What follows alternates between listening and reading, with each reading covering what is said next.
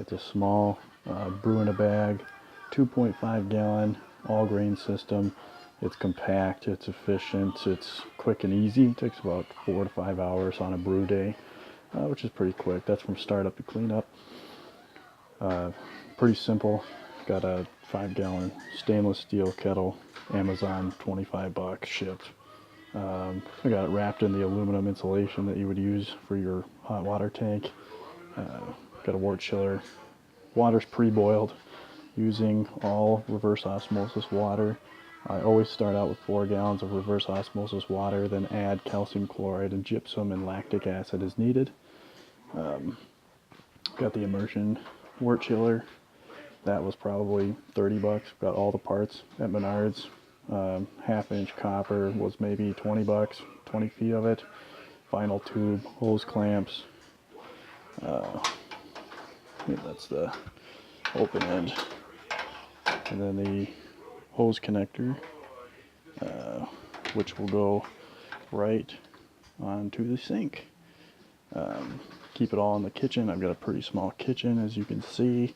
So I like to keep it small, out of sight, out of mind, which is the whole point of my system. Moving on here, I've got the mesh grain bag. That was a custom-made grain bag for this kettle. Got it from a vendor on homebrewtalk.com. Here's my grains.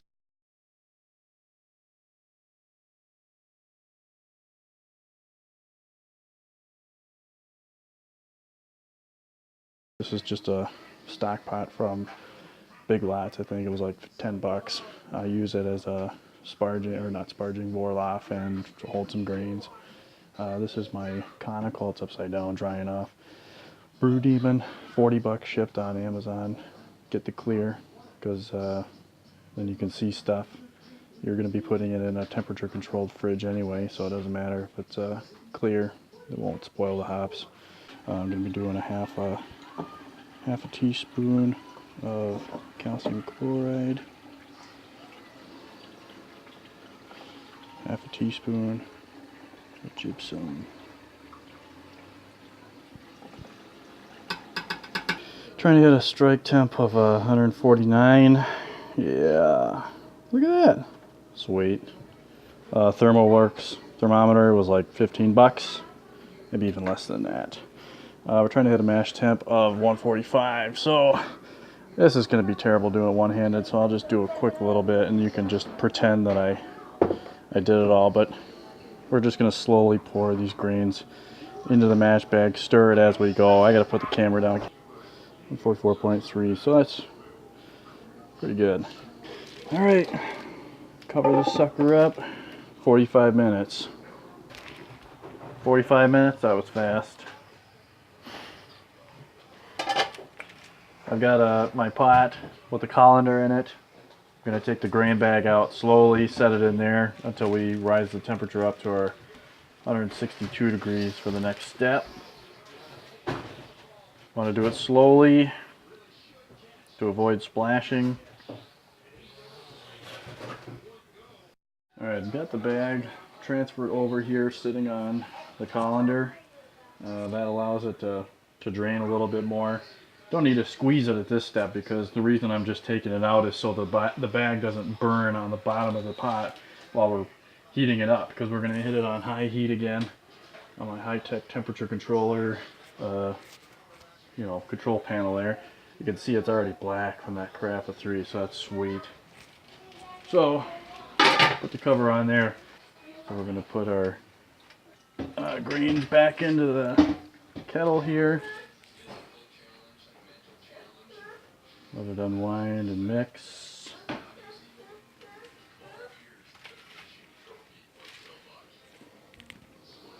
Stir them up nice and good. Try to eliminate any dough balls. You can see it's like one big clump, so we got to break that up. 45 minutes at 162 degrees. Next step is just to transfer the bag slowly over into this pot. Alright, we've got the grain bag transferred over to this second pot on top of the colander there so it can drain. Here's the wort after the mash. Now, We're going to take this little lid for a pot. We're going to use that and squeeze out as much of that wort as we can. We're going to do that a bunch of times until you get a lot out of there. Don't worry, the tannin myth is a myth and it's false. Squeeze your bag, squeeze your sack. We'll keep doing that, but this recipe calls for first wort hops. We're going to go ahead and put those in there.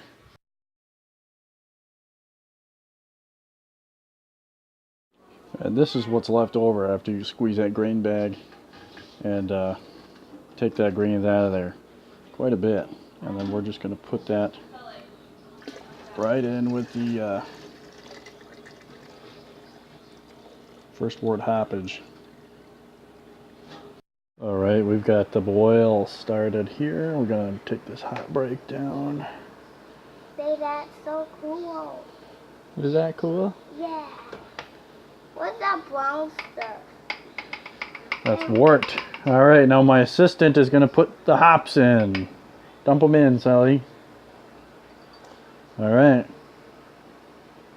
Where did they go? They went into the wort. And I'll set the timer for 60 minutes. Boil is complete. Bring the kettle over here to the sink after it's done. Put in your immersion wort chiller. Hook it up to the sink here like I've got it. Probably takes me about 8 to 10 minutes to chill it down to about 67, 65 degrees, right in that area.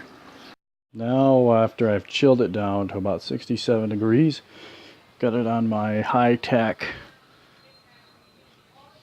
angle adjustment tool, aka a dustpan. Will be available in stainless steel at Northern Brewer soon for $100. Anyway, I put the kettle up at an angle like this and I let it sit while I clean up everything else but the kettle. This allows the hot and cold break to settle so that I can siphon off the top of the hot and cold break. Alright, everything's all cleaned up.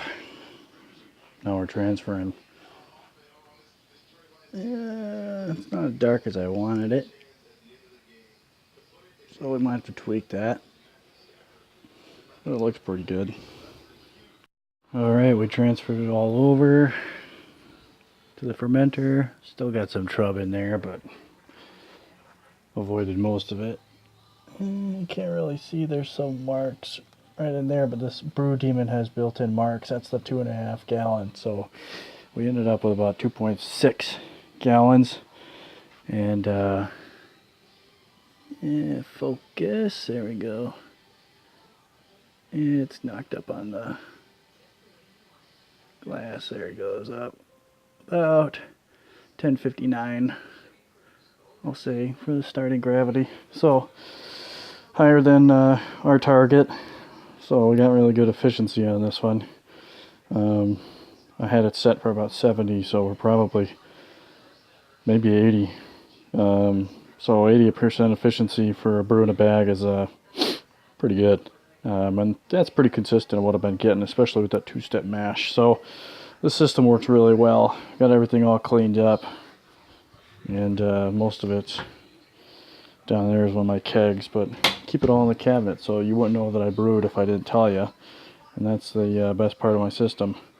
It might be hard to see because it's a little dark down here, but I've got my temperature controlled fridge. There's the temperature controller. It's a Will High WH1436 model. It was on Amazon. It was 24 bucks. Single stage, so either hot or cold, not both at the same time. But set, I got it set for 47. About 55 bucks gets you a temperature controlled fermentation chamber, and that is hands down the best money that you'll spend for your rig and your beer, because if you're not using temperature control, then I'll immediately taste it in your beer. And it's just ridiculous how many people don't use it. It's just stupid to not have it. Okay, the last part of my system, compact, neat, simple, is my kegging. Right in my fridge. You go down for a bottle of beer, I go down for a tap beer. I've got my 2 kegs, about the size of a milk jug. Right on the bottom shelf, I can fit 2.